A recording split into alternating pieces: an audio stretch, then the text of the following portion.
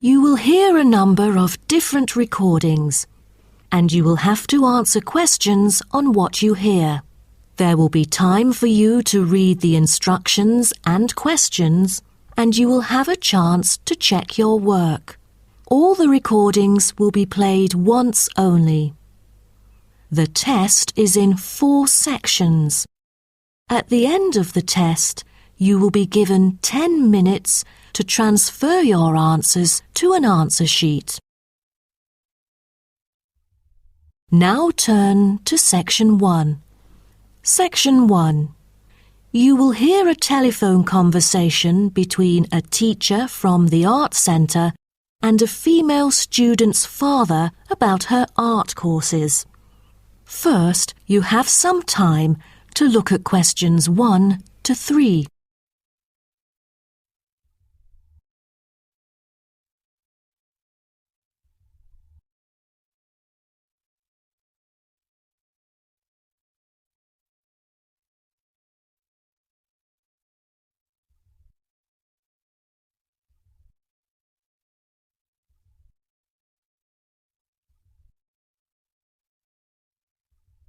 You will see that there is an example which has been done for you. On this occasion only, the conversation relating to this will be played first. Good afternoon. May I speak to Emma's parent? Afternoon. I'm her father. Who am I speaking to? This is Emma's teacher, Jane Carson, calling from the Arts Centre. I'm just calling to talk about her drama class at the centre. Oh, thank you for calling. How's Emma doing in drama class? You know, she just transferred here last month, unlike the others in her class who have been taking the course the whole semester since June. So I'm a bit worried that she might not fit in so well. The father says his daughter Emma has been taking the course since last month, so C has been circled as the answer. Now we shall begin. You should answer the questions as you listen, because you will not hear the recording a second time. Listen carefully and answer questions 1 to 3. Good afternoon. May I speak to Emma's parent? Afternoon. I'm her father. Who am I speaking to? This is Emma's teacher, Jane Carson, calling from the Arts Centre. I'm just calling to talk about her drama class at the centre. Oh, thank you for calling. How's Emma doing in drama class? You know, she just transferred here last month, unlike the others in her class who have been taking the course the whole semester since June. So I'm a bit worried that she might not fit in so well. There's no need to worry. She exhibits a strong performance in her drama class. Is that so? Yes, she didn't adapt to the new environment as quickly as I originally expected, and seemed a bit shy at first, but a few days later she made a couple of friends and became more talkative and also more involved in class. Emma really is a role model for others because she has always been an active participant during class. She voices her own ideas and is very creative. I didn't expect that, but I can tell that she really enjoys the course because she's been talking about it at home frequently these past few weeks. That's great to hear. Interest is always the best teacher. I also have to inform you that there's been an adjustment in the timetable of the drama class next term. Why is that? It's not that the music room that we currently use isn't available. As there are too many enrolling for the coming semester, increased class size means that space is limited to house the whole class. Also, the new classroom we use is not available during the current time frame, so I'm afraid we have to change the time for it. I see. So when would it be? As you know, the current class begins at 3:15, but the new time of the drama class would be 4:45. I'm afraid I have errands to run during that time. On the other campus, the class still begins at 3:15, but for the campus Emma goes to, it is the only time available for drama class. Oh, I see. I have to make adjustments to my course schedule then. No problem. Before you hear the rest of the conversation, you have some time to look at questions 4 to 10.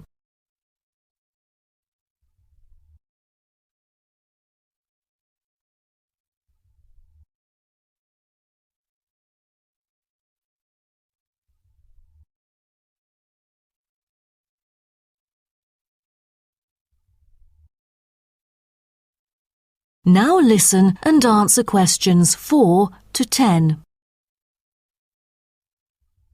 Miss Carson, I'm thinking about signing Emma up for another art course. I'm thinking about dance class.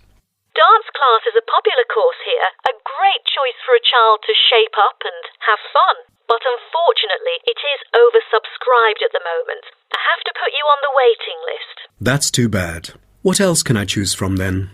Could you give me some advice? Sure. Emma could take singing class as well. This would improve her musicality. Sounds good. When is that? It is held every Friday evening. That's too bad. Emma already has a swimming class earlier that evening. It will be too late for her to come home if she takes this course. There is also a vocal course available. Emma's got a great voice. I'm sure she'll stand out in the class. Tell me about it. The vocal course starts at 4:30 p.m. every Tuesday. It isn't fully booked yet. Great teacher, experienced and beloved by students. The price is a bit higher though. How much is it? It's $110. Oh, that's too much. Way over our budget. We have to cover the extra cost if we choose it. Or maybe Emma could take music class. What is it about? Learning about songs and musicals. Well, the students have the opportunity to play different instruments like the piano, drum and so on. They can also learn to write music under professional guidance. That's exactly what Emma is eager to learn. How much would it cost? It was $63 last term, but this term it is $85, $22 more than the original price. We can afford that. When does the course begin? The course starts on September the 7th. Can we start 1 week later, on September the 14th? My daughter will be on a trip to France with her mum on the 7th. No problem, and the teacher for the class is Jamal Curtis. Just contact him if you have any further questions regarding the course. Jamal Curtis? How do you spell Curtis? Oh, it's Curtis. Thank you. That is the end of section 1. You now have half a minute to check your answers.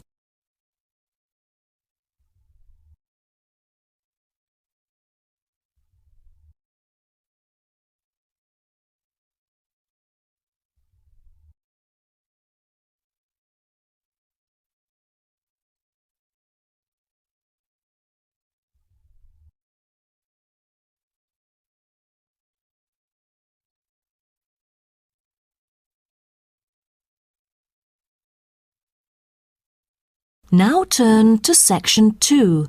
Section 2. You'll hear a coordinator for the annual ski and snowboard exhibition talking to the audience about some practical information for the whole event. First, you have some time to look at questions 11 to 15.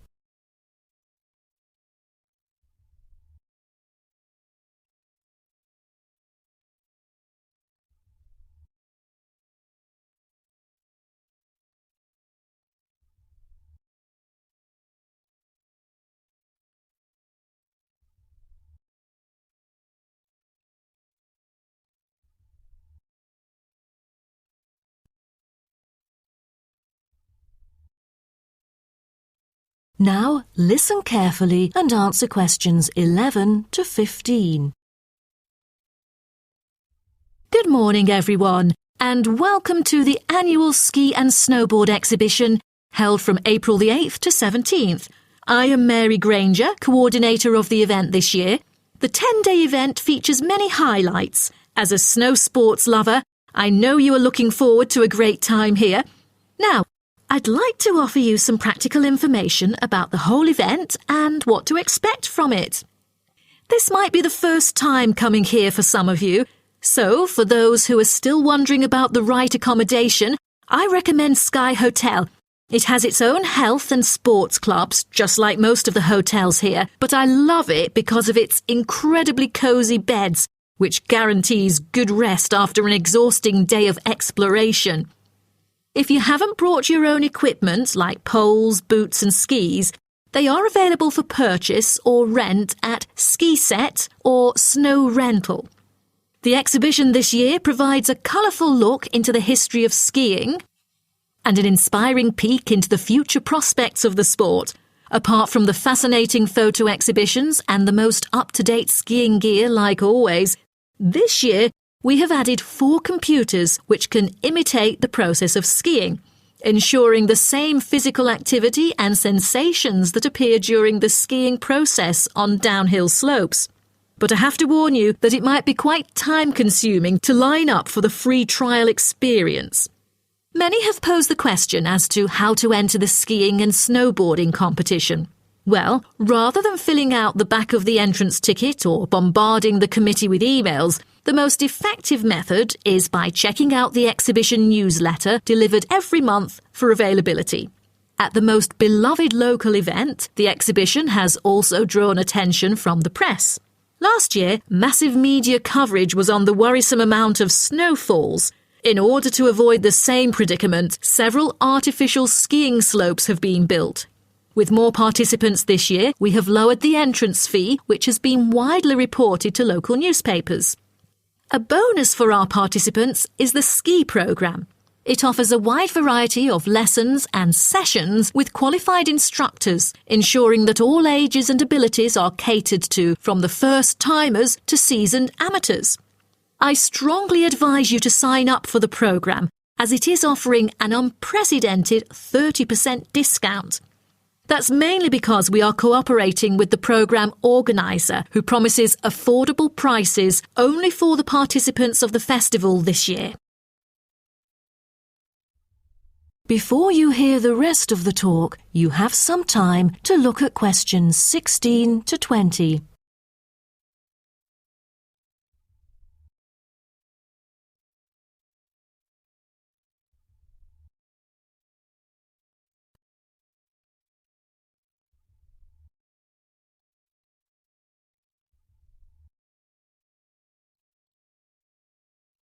Now listen and answer questions 16 to 20.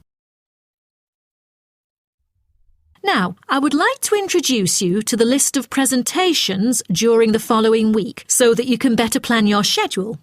The first presenter, Simon, is one of our best ski instructors. As an experienced instructor, he will inform you about the dangers that face skiers and snowboarders. Accidents happen mostly to those who are careless or ignorant. Good risk management involves considering both the probability and consequences of an accident. The next speech, titled Solution, is given by Jamie Kurt. A list of problems may occur to novice skiers and snowboarders, so he is going to offer useful information for first-timers on choosing the appropriate gears, the right dress code, and ways of protecting your skin. For instance, some of you may have rented the skiing equipment, but rental footwear is notoriously uncomfortable.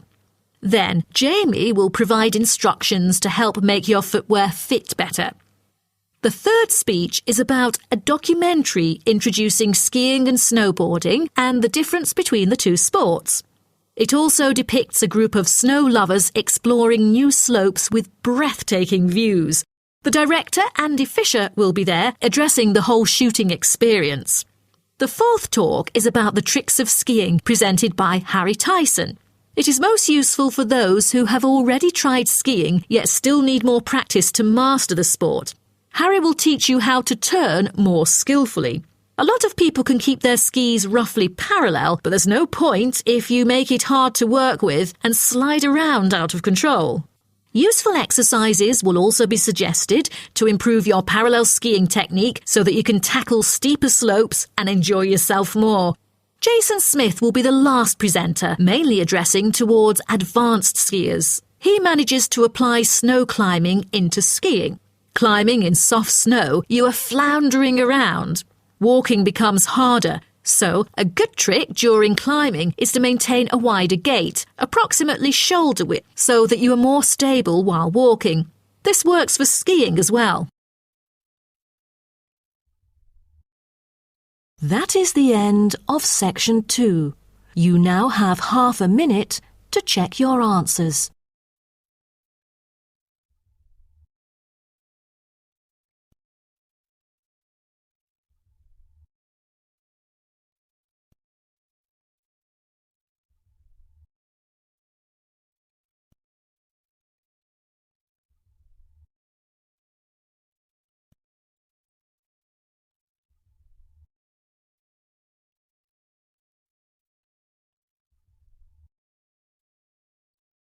Now turn to section 3. Section 3.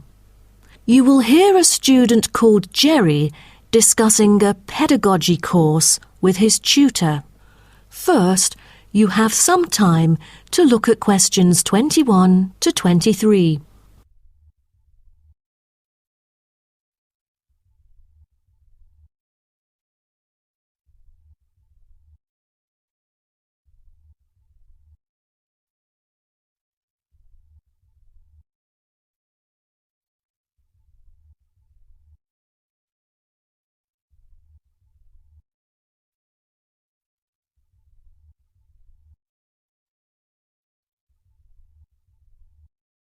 Now, listen carefully and answer questions 21 to 23.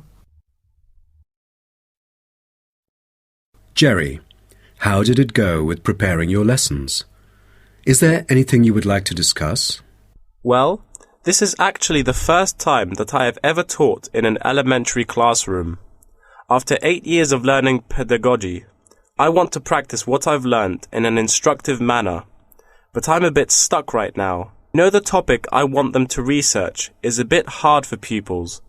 I'm afraid that they won't be able to handle it on their own. So I need new ideas on designing more effective teaching methods. Mr. Carter, do you have any suggestions?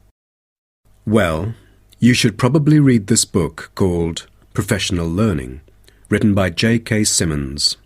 He is a professor who just transferred here last semester, but is already popular amongst the students for his creative teaching methods.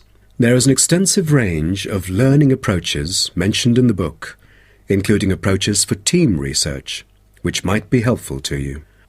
You mean dividing the students into groups to do research? I've never thought of this before. How does it work? Professor Simmons has already demonstrated how efficient this approach can be. Basically, it aims to increase cooperation between students so they can present the results in a collaborative fashion. It helps them to develop their own voice and perspective.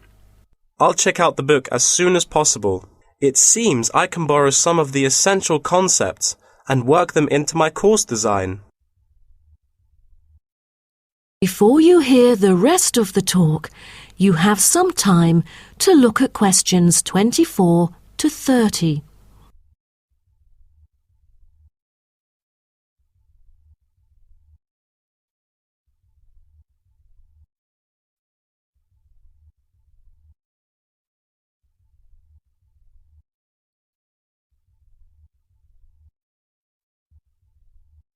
Now listen and answer questions 24 to 30. Well, I was thinking maybe I could use both observation and non-observation as a part of my teaching methodology. Could you take a look at my teaching plan? Sure. What kind of observational methods do you have in mind? For the observational part, I intend to include 2 approaches. First, the pupils can assess each other's behavior. I feel that reviewing fellow students through criteria-based reference evaluation allows constructive feedback. It can also improve their understanding of the subject material. That's a smart move for a large class that would be hard to observe all by yourself. Also, you might want to get the feedback from several different individuals rather than just one. So how do you plan to carry out the peer assessments? Oh, every pupil will be required to write a diary, which includes group projects, presentations, and in-class discussions.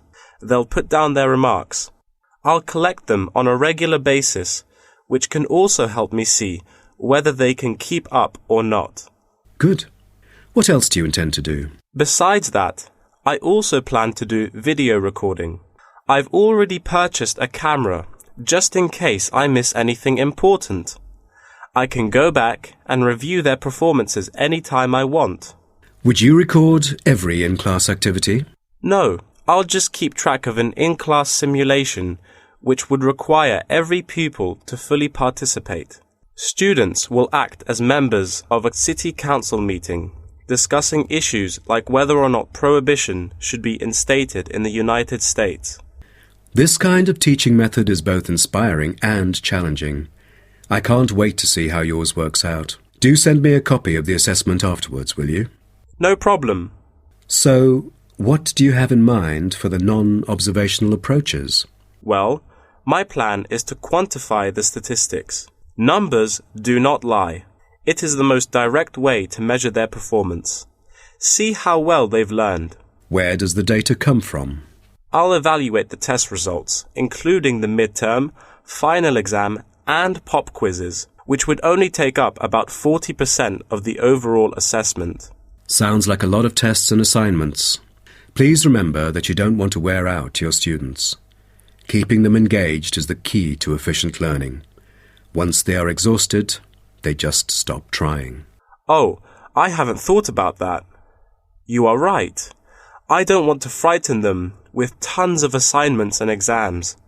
I'll make note of that. Thanks for the advice. I remember last time you mentioned questionnaires, right? That's true, but it is not for my students. In fact, they have to design their own questionnaires and choose the respondents using the internet. As a complement of other teaching activities, it would deepen the creative learning process. Is that all? Oh, the pupils will have to conduct interviews of their own, and for this, they get to choose anyone they like, including relatives, friends, and acquaintances to answer the questions. Seems to me that you have figured out most of your teaching methods, but you still need to polish some of the activities. That is the end of section 3. You now have half a minute to check your answers.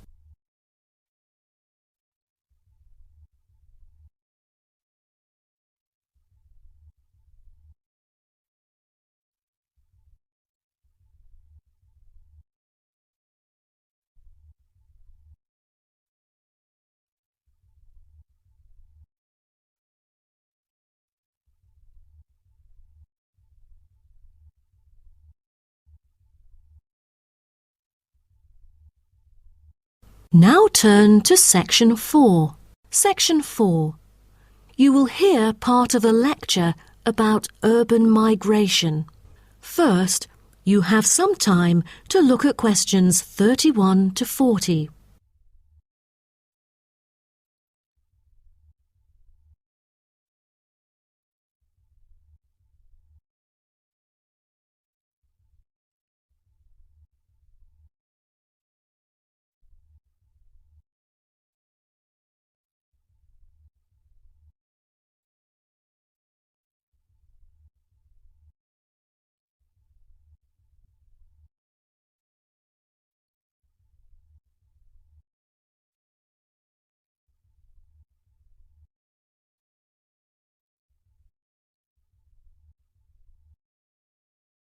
Now, listen carefully and answer questions 31 to 40.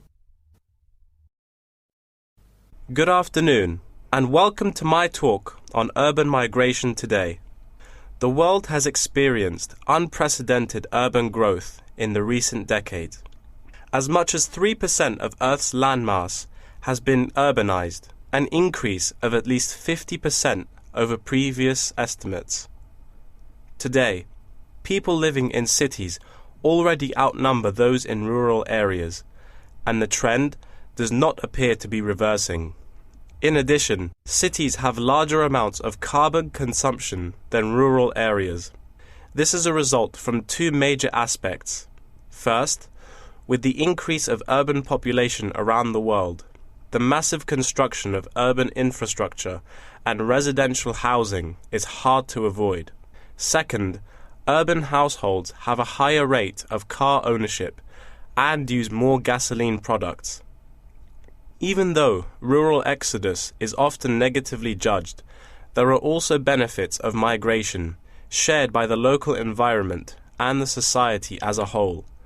Well, firstly, global trends of increasing urban migration and population urbanization can provide opportunities for nature conservations, particularly in regions where deforestation is driven by agriculture. As rural dwellers leave their homes, local forests are left to recover.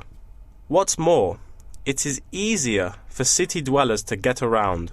Living in the country means transport can be very difficult. For instance, after midnight, there are no buses or taxis in the countryside.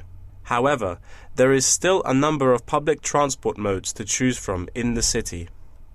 Finally, with more funds and advanced technology, cities endeavor to produce clean energy. New power plants have been built to take harmful methane gas created by the decomposition of rubbish and convert it into electricity. By doing so, an important greenhouse gas is turned into useful energy rather than being directly emitted into the atmosphere. The hustle and bustle of city life offers women the opportunity to explore different professions and pursue their own careers. Women in cities work as engineers, managers, and even football players. This change of roles has affected their marital status and family life. More women are choosing their careers over marriage, which raises the graph of late marriages. As a result, more are remaining single well into their late 30s. They want to be independent and earn money on their own. It is also easier for them to get a promotion while working in the city. Women are slowly achieving wider participation at work, while in rural areas, the mindset is still very conservative.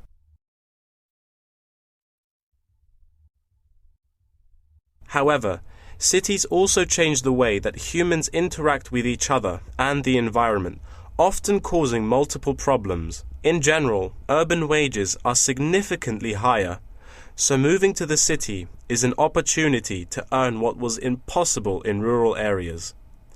However, the wage difference is often offset by the higher cost of living and absence of self-produced goods, including subsistence farming. A sizable proportion of new corners attach greater importance to money and gradually abandon their former way of life, thus risking losing their culture. These new city residents are also faced with another problem. According to statistics, crime rates are significantly higher in densely populated urban regions than in rural areas. For instance, property crime rates in our metropolitan areas are 3 to 4 times as high in comparison to the rates in rural communities. Immigrants, upon arrival into cities, typically move into the poor, blighted neighborhoods because that is where they can afford to live. Crime in these areas is high and reflects poor living conditions, as these neighborhoods experience great levels of poverty. This pattern also occurs for violent crimes, which is much more common in large urban areas than elsewhere. In addition, traffic congestion and industrial manufacturing are prominent features of the urban landscape, which take their toll on the natural environment and those who depend on it. Air pollution from both cars and factory emissions affect the health of countless urban residents. Rural to urban migration can boost the urban economy. With a better economy, cities provide their residents with better welfare, but the concentration of services and facilities such as education, health, and technology in urban areas inevitably contributes to greater energy consumption. Another problem with life in the city is traffic congestion. It makes people late to work and thus stresses us out before we even get there. Deliveries can't arrive on time, gas costs money. The quality of life of those commuters starts to decline. What's worse is that if congestion makes it harder to match the right workers to the best jobs, it is economically inefficient as well. That is the end of section 4. You now have half a minute to check your answers.